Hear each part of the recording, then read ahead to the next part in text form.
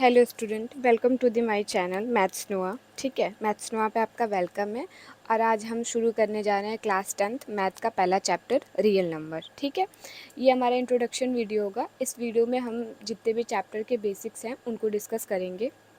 और इस चैप्टर से आपके एग्ज़ाम में 6 मार्क्स के क्वेश्चन आते हैं और ये चैप्टर बहुत ईजी है। अगर आप इसको अच्छे तरीके से करेंगे तो मुझे नहीं लगता कि आपका एक भी नंबर छूटेगा। ठीक है, ये बहुत छोटा सा चैप्टर है और बहुत इजी भी है, तो आप इसको पूरा प्रॉपर अच्छे से ध्यान से देखिएगा और पेन और कॉपी लेके साथ में आप भी बैठ जाइए। एक एक टॉपिक को आप नोट डाउन करते रहिएगा। इससे आपका कॉन्सेप्ट क्लियर होगा एंड आपका नोट्स भी कंप्लीट होता रहेगा। ठीक है, तो चैनल पे बने रहिए। शुरू करते हैं रियल नंबर। सबसे पहले हम रियल नंबर के बारे में डिस्कस करेंगे कि रियल नंबर क्या होता है। तो रियल नंबर क्या होता है? Real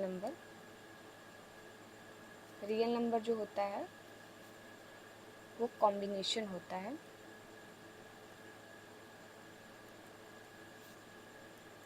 rational number and irrational number.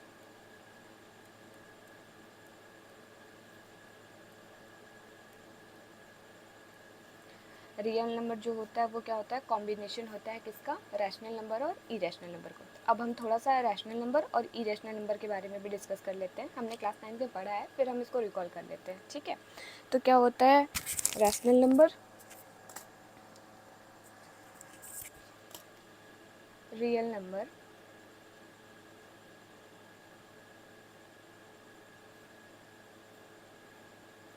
Rational number और इरेशनल नंबर से मिलके बना होता है। ठीक है, रैशनल नंबर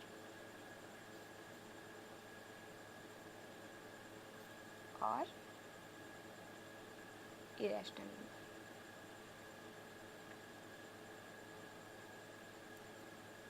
अब ये रैशनल नंबर क्या होता है पहले हम डिस्कस कर लेते हैं अब रैशनल नंबर के बारे में। ठीक है, तो रैशनल नंबर हमने जानते हैं, हम ये पढ़ चुके हैं, can be expressed P by Q form. ठीक है, जो भी नंबर है जो हम जिसको भी पी बाई क्यू के फॉर्म में एक्सप्रेस कर सकते हैं वो सारे नंबर क्या हो जाएंगे? Rational number. ठीक है, और यहाँ पे हम एग्जांपल भी देख लेते हैं। ठीक है, जैसे 1/2 हो गया, 1/5 हो गया, 1/3 हो गया, ये सारे क्या हैं? ये सारे रैशनल नंबर हैं क्योंकि हम इसको p/q के फॉर्म में लिख सकते हैं। इसका कंडीशन क्या होता है कि q does not equal to 0। q किसी भी कंडीशन में 0 नहीं होना चाहिए। अगर q 0 हो जाता है तो हम उसको रैशनल नंबर नहीं बोलेंगे, वो इन्फिनिटी पे चला जाएगा। ठीक है, इसलिए हम यहाँ पे ये ध्यान रखेंगे कि q does not equal to 0 होना चाहिए। ठीक है, अब इसमें बात करेंगे कि इसमें दो तरीके का नंबर होता है। रैशनल नंबर जो होता है वो दो तरीके का नंबर होता है, एक टर्मिनेटिंग और दूसरा नॉन टर्मिनेटिंग। टर्मिनेटिंग क्या होता है? टर्मिनेटिंग मतलब एक एक लिमिट के बाद या फिर एक पॉइंट के बाद जो नंबर है वो एक परफेक्ट डेसिमल बन के रह जाए। अब हम बात कर लेते हैं टर्मिनेटिंग के बारे में। ठीक है, टर्मिनेटिंग के बारे में बात कर लेते हैं। जैसे 1/2 को अगर हम डिवाइड देते हैं तो ये 0.5 आएगा, ये टर्मिनेट हो जाएगा। टर्मिनेट कहने का मतलब है कि समाप्त हो जाना, एक डिजिट के बाद ख़त्म हो जाना। ये इन्फिनिटी तक नहीं जाएगा, डिवाइड देने के बाद में ये एक ऐसा डिजिट आएगा जहाँ पे ये एंड हो जाएगा, उसको हम कहेंगे टर्मिनेटिंग। ठीक है, अब बात कर लेते हैं नॉन टर्मिनेटिंग, जस्ट इसका उल्टा हो जाएगा। ठीक है, नॉन टर्मिनेटिंग ऐसे एग्जाम्पल में से 1/3 को देख लेते हैं। 1/3 को जब हम डिवाइड देंगे तो ये 0.333 और ये इन्फिनिटी तक आती ही रहेगा, ये रुकेगा नहीं, ये कंटिन्यूस चलता रहेगा। तो ऐसे टर्म को हम क्या कहते हैं? Non terminating. ठीक है, तो जो हमारा रैशनल नंबर होता है वो कैसा कैसा होता है? ये होता है टर्मिनेटिंग। ठीक है, ये क्या होता है? Terminating and non terminating.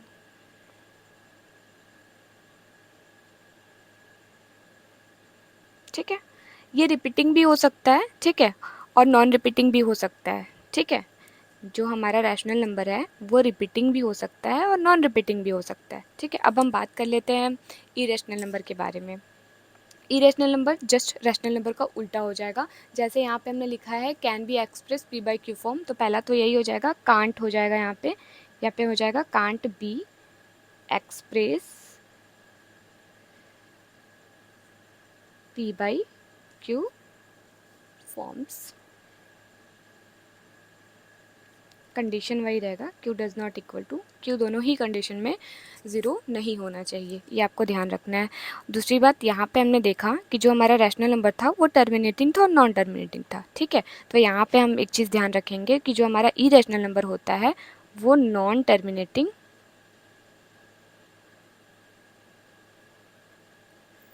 And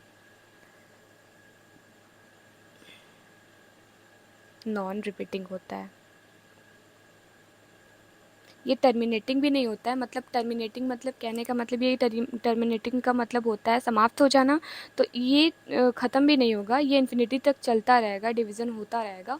और ये नॉन रिपीटिंग, और नंबर भी इसका रिपीट नहीं होगा। जैसे यहाँ पे नंबर रिपीट हो रहा है 3 3, तो यहाँ पे रिपीट नहीं होगा, नंबर भी रिपीट नहीं होगा, और हमारा जो टर्म है वो टर्मिनेट भी नहीं होगा, वो कंटिन्यूसली चलता रहेगा, ठीक है। एग्जाम्पल देख लेते हैं। सिंपली इसमें आपको याद ये रखना है कि जितने भी रूट में जो वैल्यू होगा, जैसे √3 हो गया, √2 हो गया एंड √5 हो गया, ये सारे नंबर कैसे हो जाएंगे, ईटीसी, ये सारे नंबर जो हैं वो इरेशनल नंबर हो जाएंगे, ठीक है। और रैशनल में आपको ध्यान क्या देना है कि ऐसे नंबर जिसको हम पी बाई क्यू के फॉर्म में लिख सकते हैं, वो सारे नंबर हमारे क्या हो जाएंगे, रैशनल नंबर हो जाएंगे। फिर से समझ लीजिए, रैशनल नंबर का जो टर्म्स होगा वो टर्मिनेटिंग भी हो सकता है और नॉन टर्मिनेटिंग भी हो सकता है। लेकिन बात करेंगे इरेशनल के बारे में, तो इरेशनल का टर्म कैसा होगा, नॉन टर्मिनेटिंग और नॉन रिपीटिंग। यहाँ पे आप ये ध्यान रखिएगा कि इसका जो टर्म होगा वो रिपीट नहीं होगा, ठीक है। जैसे हम अगर √2 के वैल्यू का बात करें, √3 के वैल्यू का बात करें, √5 के वैल्यू का बात करें, तो ये सारे जो भी इनके वैल्यूज़ होंगे, जैसे कि हम यहाँ पे √2 के वैल्यू का बात कर लेते, कितना है √2 का वैल्यू, तो यहाँ पे हमने देखा कि जो √2 का वैल्यू है 1.414213 है। कहने का मतलब ये है यहाँ पे कि जो पॉइंट के बाद जो भी नंबर्स है वो रिपीटिंग भी नहीं है और वो टर्मिनेट भी नहीं हो रहे हैं, ठीक है। तो ऐसे नंबर, ऐसे टर्म वो इरेशनल नंबर क्यों है, ठीक है।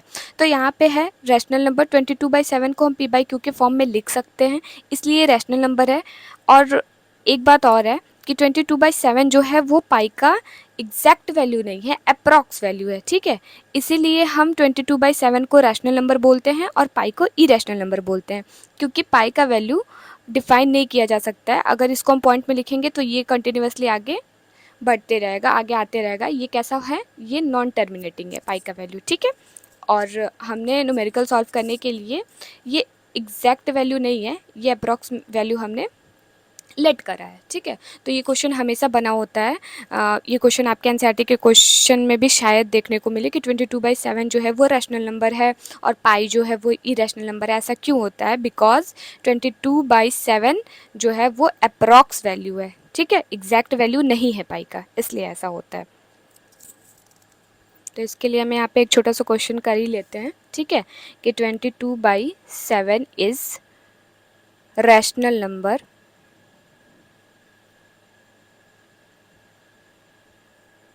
but pi is irrational number। ऐसा क्यों होता है, ठीक है। तो आंसर हम लिखेंगे, यहाँ पे हो जाएगा 22/7 is rational number but pi is irrational number because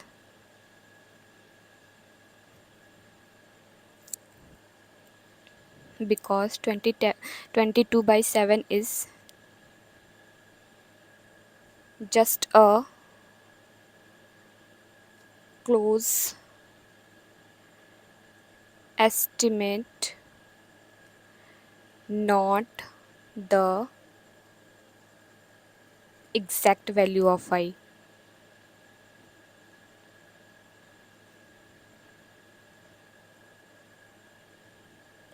exact value of pi. ठीक है, तो यहाँ हमारा इंट्रोडक्शन क्लास जो भी बेसिक चीज़ें था हम आपके साथ ये यहाँ पे डिस्कस कर चुके हैं। ठीक है, अब यहाँ से मेन टॉपिक शुरू होता है, तो चलिए नेक्स्ट पेज पे चलते हैं। अब यहाँ पे हम डिस्कस करेंगे ये main fundamental theorem of arithmetic. ठीक है, हमारा मेन टॉपिक यहाँ से शुरू होता है और इस टॉपिक से आपके एग्ज़ाम में 3 मार्क्स के क्वेश्चन आते हैं। ठीक है, तो पहले हम समझ लेते हैं कि ये फंडामेंटल थ्योरम ऑफ अर्थमेटिक होता क्या है। ठीक है, तो यहाँ पे कंपोजिट नंबर को हम ब्रेक करते हैं प्राइम। ब्रेक करने का मतलब ये है कि उसको हम फैक्टराइज करते हैं प्राइम के फॉर्म में। ठीक है, और उसका जो एक्सप्रेशन आता है वो कैसा आता है, यूनिक आता है। यूनिक कहने का मतलब ये है कि अगर हम किसी भी मेथड से फैक्टराइज करेंगे तो हमारा जो आंसर है, जो फैक्टराइजेशन है, वो सेम ही आएगा, इसीलिए हम उसको क्या कहते हैं, यूनिक कहते हैं। ठीक है, तो पहले हम इसका डेफिनेशन लिख लेते हैं, फिर हम आएंगे एग्जाम्पल पे। ठीक है, तो इसका डेफिनेशन क्या हो जाएगा, every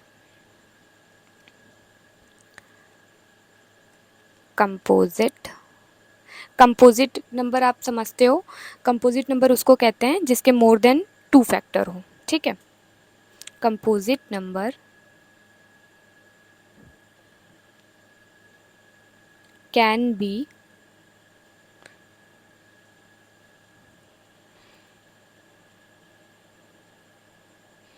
uniquely broken down into a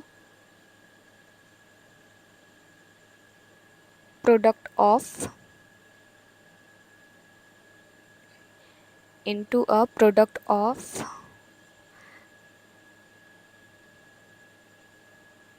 prime numbers. ठीक है, ये इसका डेफिनेशन हो गया। डेफिनेशन नहीं पूछा जाता है, बट ऐसी मैं आप लोगों को बता दी कि इसका डेफिनेशन होगा क्या, कि every composite number can be uniquely broken down into a product of prime number. ठीक है, प्राइम नंबर के फॉर्म में ये क्या होगा, ब्रेक होगा। ठीक है, यही ये थ्योरम है। अब एग्जाम्पल हम लेंगे तो आप और भी अच्छे से रिलेट कर पाएंगे। For example,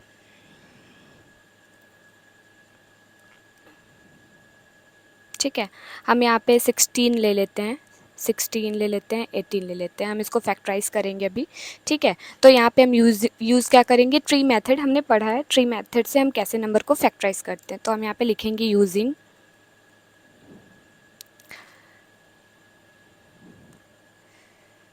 factorisation tree.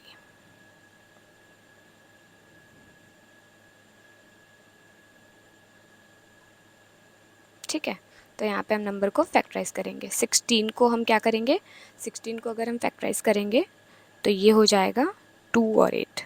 ठीक है, इस तरीके से हम फैक्टराइज करेंगे। अब 8 को हम कैसे फैक्टराइज कर सकते हैं, 2 के टेबल में 8 कितने टाइम में आता है, 4 टाइम में, तो ये ब्रेक हो गया। 4 को कैसे फैक्टराइज करेंगे, 2 और 2। ठीक है, अब यहाँ पे हमें प्राइम फैक्टराइजेशन क्या देखना है, प्राइम नंबर कौन कौन सा है, 2 है, 2 है, 2 है और 2 है। ठीक है, तो यहाँ पे हमारा फैक्टर ऑफ 16 क्या हो जाएगा,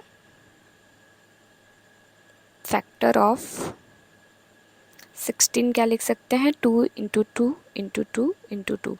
यही इसी को हम क्या कहेंगे, uniquely broken down a product of prime number. ठीक है, ये प्राइम नंबर में क्या हो गया है, ब्रेक हो गया है। ठीक है, यही हमारा ये थ्योरम था कि फंडामेंटल थ्योरम ऑफ अर्थमेटिक। ठीक है, नंबर्स को क्या करना है, ये 16 जो है वो कंपोजिट नंबर है और इसको हमने ब्रेक डाउन किया है प्राइम नंबर में। ठीक है, अब उसी तरीके से हम यहाँ पे 18 को भी कर लेंगे। ठीक है, 18 को करेंगे तो क्या आ जाएगा, ये आ जाएगा 2 और ये आ जाएगा 9। अब हम 9 को भी ब्रेक कर लेंगे तो ये आ जाएगा 3 और ये आ जाएगा 3।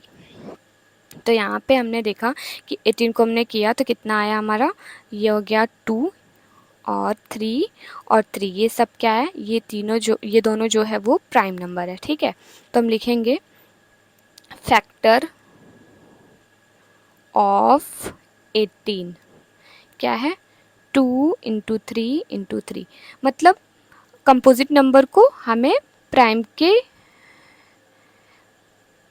ऑर्डर में ब्रेक करना है। ठीक है, तो इस तरीके से हमने देखा कि फंडामेंटल थ्योरम ऑफ अर्थमेटिक क्या है। अब हम दूसरे मेन टॉपिक के बारे में डिस्कस करेंगे जो कि बहुत इंपॉर्टेंट है और उससे हमारे एग्जाम में 2 मार्क्स के क्वेश्चन। देयर एलसीएम इज 12 और एलसीएम कितना दिया हुआ है, 12 दिया हुआ है। ठीक है, तो हमें क्या फाइंड करना है, फाइंड एचसीएफ। ठीक है, तो हमें क्या उसका एचसीएफ फाइंड करना है। ठीक है, बहुत ही ईजी है। अगर इस टॉपिक से अगर कोई क्वेश्चन आया, ठीक है, तो वहाँ पे 3 वैल्यूज़ आपको दिए रहेंगे, 2 प्रोडक्ट दिए रहेंगे, एलसीएम दिया रहेगा और एचसीएफ पूछेगा, या फिर एचसीएफ दिया रहेगा, एलसीएम पूछेगा। इस तरीके के क्वेश्चन आएंगे। ये इंट्रोडक्शन वीडियो है, तो बस आप ये समझ लो कि इस टॉपिक से कैसे क्वेश्चन बनेंगे, और फिर जब हम एक्सरसाइज डिस्कस करेंगे तो वो हम आपके साथ एक एक क्वेश्चन भी डिस्कस करेंगे। ठीक है, तो यहाँ पे हमारा फॉर्मूला क्या, एच सी एफ इंटू क्या हो जाएगा हमारा, एलसीएम कितना दिया हुआ है, 12 दिया हुआ है, एलसीएम की जगह पे हम क्या रखेंगे, 12 रखेंगे। ठीक है, इस इक्वल टू हो जाएगा हमारा प्रोडक्ट ऑफ 2 नंबर ए और बी को मिला के कितना दिया हुआ है, 36 दिया हुआ है। तो हम यहाँ पे क्या लिखेंगे, 36। अब हमें पता है 12 के टेबल में 36 3 टाइम में आता है, ये 3 से कट जाएगा। एचसीएफ हमारा कितना आ जाएगा, एचसीएफ हमारा आ जाएगा 3। ठीक है, ये एग्जाम्पल था इसलिए मैं इजी ली हूँ, बट क्वेश्चन थोड़ा टिपिकल्ट हो सकता है। ठीक है, तो ये था हमारा इंट्रोडक्शन वीडियो। इस वीडियो में हमने डिस्कस किया कि रियल नंबर क्या होता है, रियल नंबर कॉम्बिनेशन होता है रैशनल नंबर का और इरेशनल नंबर का। फिर हमने ये देखा कि रैशनल नंबर जो होता है वो नॉन टर्मिनेटिंग होता है और